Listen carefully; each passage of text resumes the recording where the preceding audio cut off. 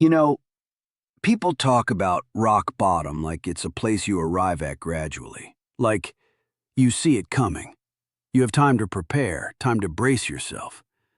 And sometimes that's true. But sometimes rock bottom arrives on a Tuesday morning in November, without warning, without mercy, without giving you even a moment to catch your breath before the next thing hits. And that was my Tuesday. November the 14th. I was 68 years old, and by the time that day was over, the business I had spent 31 years building was gone.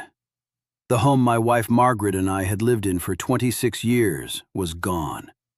And I was lying in a hospital bed, with a doctor standing over me telling me that my heart had decided it had had enough. Gone. All of it. In one day. And here I am, 74 years old, sitting here talking to you. And I want to tell you what happened, and more importantly, I want to tell you what saved me, because something did, and it wasn't what I expected. My name is Raymond. I'm 74 years old now, and before I tell you about the day everything fell apart, I need to tell you who I was before that day, because it matters. I was a builder. Not metaphorically, literally. Construction company. Started it at 37 with a second-hand truck and 3 employees. By the time I was in my mid-50s, we had grown to about 80 workers. Commercial construction mainly, office buildings, retail spaces, a couple of small hotels. And you know, I was proud of that.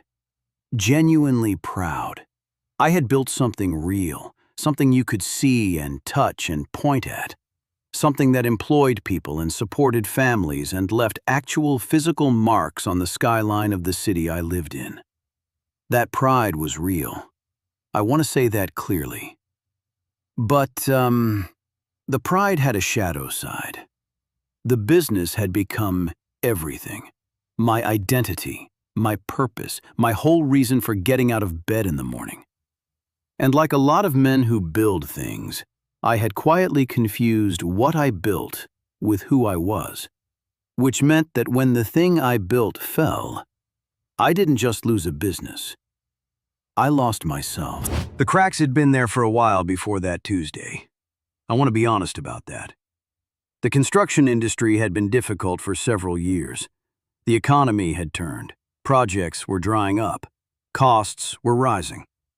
Some contracts we had counted on fell through at the last minute. And, I had been managing it. Or I thought I had been managing it.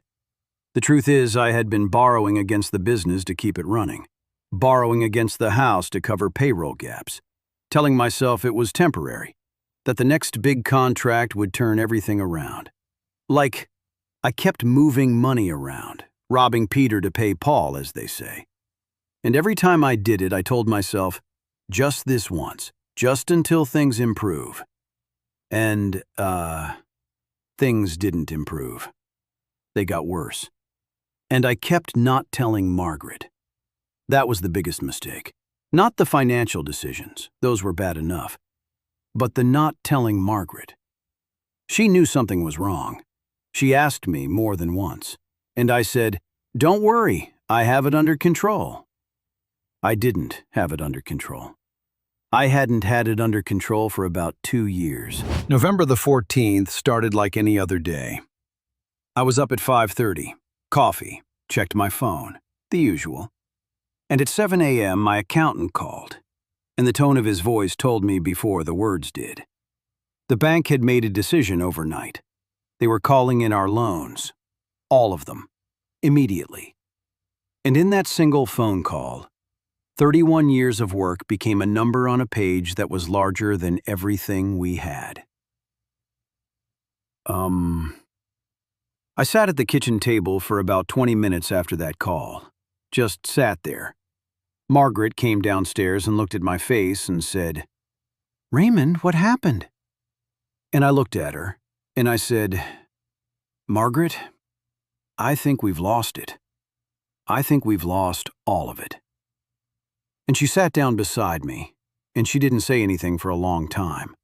And then she took my hand, just took my hand, and said, "Okay, we'll figure it out. We always figure it out." And, I want to remember that moment, because even in the worst moment of my life, she took my hand. And I don't know if I fully understood what that meant until much later. The rest of that day was phone calls and lawyers and numbers and the particular kind of bureaucratic nightmare that happens when a business collapses. By mid-afternoon, we knew the full picture. The business was gone. The loans against the house meant the house was gone too. We had savings, not much, but some, enough to start again. But everything else, gone. And at about 4 o'clock in the afternoon, I was sitting in my accountant's office going through paperwork, and I felt something. Like someone had put a very heavy hand on my chest and was pressing down. And then my left arm.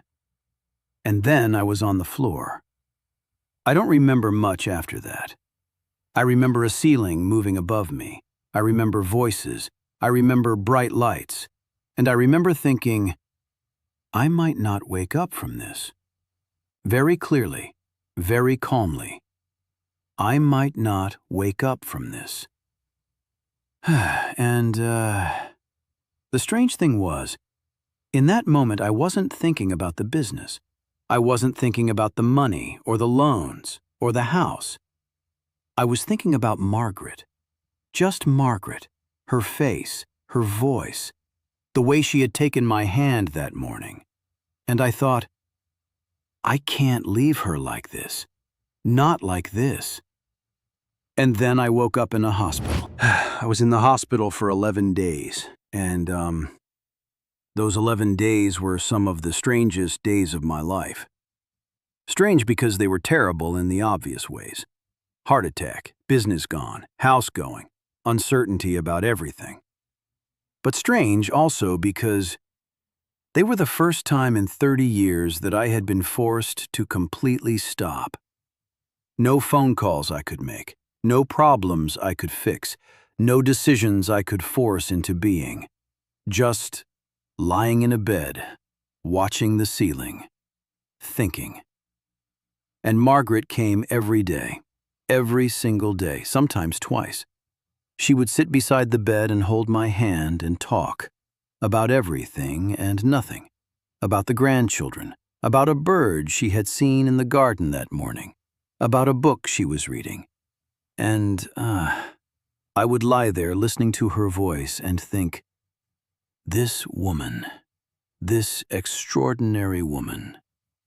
And our son David came, and our daughter Patricia, and their children, and they filled that hospital room with something I had been too busy to notice for years. Love. Just uncomplicated, straightforward love. Not because of what I had built, not because of my business or my reputation or my net worth, just because I was their husband, their father, their grandfather. And, lying in that hospital bed with nothing left, I felt more held than I had in years. We left the house in January. Margaret and I moved into a small rented apartment. 2 bedrooms, modest, quiet. Nothing like the house we had shared for 26 years. And I want to tell you something about that apartment. Because I expected to hate it. I expected the smallness to feel like defeat, like humiliation, like proof of everything I had lost. And, it didn't. It felt like starting a sentence over after you've crossed out the first attempt. Like, you know when you're writing something and you realize the first version wasn't quite right, and you cross it out and start again? And the second version is somehow cleaner, somehow more honest? That's what the apartment felt like. Margaret put a small plant on the windowsill, and some photographs, and a lamp she liked. And within a week, it felt like hours. And I realized something that surprised me completely. The house had never been home. Margaret was home. Wherever she was, that was home. And I had spent 26 years in a building when I could have been in a home. People ask me, "What saved you, Raymond?" And they expect the answer to be something like, my faith, or my resilience, or my determination to rebuild. And those things matter. I won't dismiss them. But the honest answer is simpler and less dramatic than any of that. What saved me was people. Specific people. Named people. People who showed up. Margaret, obviously, first and always. This woman who had watched me disappear into work for 30 years and who sat beside my hospital bed every day without a single word of blame. My son David, who drove 4 hours to be there, who handled things I couldn't handle, who sat with me in the apartment on difficult evenings and talked and listened and never once made me feel like a failure. My daughter Patricia, who called every morning, every single morning without fail, just to check in, just to say, "Hi, Dad, how are you today?" My old friend George, who had known me since we were 25 years old, who came to the apartment with a bottle of whiskey and 2 glasses and sat with me for 5 hours one evening and didn't solve anything but was just there. These people, these specific people, they saved me. Not the rebuilt bank account, not the small consulting work I eventually picked up, not the slow, gradual return to stability. The people. And, the devastating irony is that these same people had been there the whole time. All those years I was building and working and chasing and growing, they were right there. And I had been too busy to let them in properly. I'm 74 now. We still live in the apartment. We chose to stay. It's enough. It is genuinely enough. I do some consulting work, small projects, nothing like what I had before, but it's honest work that I control and that doesn't consume me. My health is managed. I take my medication. I walk every morning. I see the doctor regularly. I sleep properly. And, Margaret and I have something now that we never quite had before. Time. Just time. To sit together, to talk, to be in the same room and actually be present in it together. We have coffee every morning at the kitchen table, unhurried, sometimes for an hour, sometimes longer. In those mornings, those ordinary, quiet kitchen table mornings, they are the best part of my week. Every week. I lost everything at 68. And, I would not trade what I have now for what I had before. Not for anything. So, what do I want you to understand from all of this? I am 74 years old. I lost everything at 68 and rebuilt a smaller, quieter, better life. And I want to share what I know with complete honesty. I lost the business and I thought I had lost myself, because I had made the catastrophic error of confusing the two. You are not your company. You are not your net worth. You are not your job title or your reputation or the size of your house. You are the person underneath all of those things. That person survives when the things fall away. Know that person before circumstances force the introduction. I spent 30 years treating the people I loved as the supporting cast in the story of my business. Margaret, David, Patricia. They were there, always there, waiting, loving, patient. And I was too busy to fully receive what they were offering. The business was the background. They were always the story. I just had it backwards. I kept the financial problems from Margaret for 2 years. Told myself I was protecting her, but I was really protecting my own image, my own sense of being the man who had things under control. And those 2 years of not telling her were 2 years of being completely alone inside my own marriage. Tell your partner the truth, even when the truth is difficult, especially when the truth is difficult. The loneliness of secrets is worse than the discomfort of honesty. I ignored every sign my body gave me for years. The tiredness, the chest tightness, the blood pressure warnings. I was too busy to be sick, too important to slow down. And my heart made the decision for me in the most dramatic way possible. Your body is not separate from your life. It is your life. Listen to it before it has to shout. I know this sounds like something people say to make themselves feel better, but I mean it literally. The life I have now, the quiet apartment, the morning coffee with Margaret, the consulting work I actually control, the present relationship with my children and grandchildren. This life is better than the life I had before. Not bigger, not more impressive, but better, more real, more honest, more mine. Sometimes the collapse is the correction. I spent 31 years chasing more. More growth, more contracts, more revenue, more size. And the line for enough kept moving, always just over the next horizon.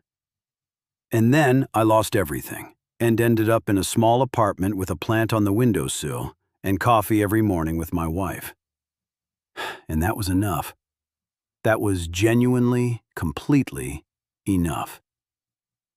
Know what enough looks like for you. Draw the line deliberately, before circumstances draw it for you. You know, I went back once. About a year after everything happened, I drove past the old office building, the place where the business had been headquartered for 15 years. And there was a different company sign on the front now. Different cars in the car park, different people going in and out. And I sat in my car across the street and looked at it for a while. And I waited to feel something dramatic. Grief, anger, loss. And, what I felt was something much quieter. Something that took me a while to name. And then I had it. Peace. I felt peace. Because that building had never been mine in the way I thought it was. It was just a place I had spent a lot of time.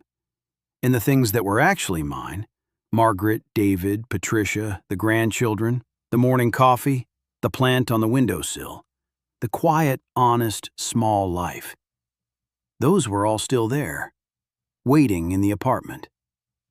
I drove home, and Margaret had made dinner, and we sat at the kitchen table. And she asked how my drive had been, and I said, "Good. Really good, actually." And she smiled, and we ate dinner. And that was enough. That was everything. If you are in the middle of losing something right now, or afraid of losing something, or running so hard to keep something that you can't quite catch your breath, I want you to hear this. The things that can be taken from you were never the things that mattered most.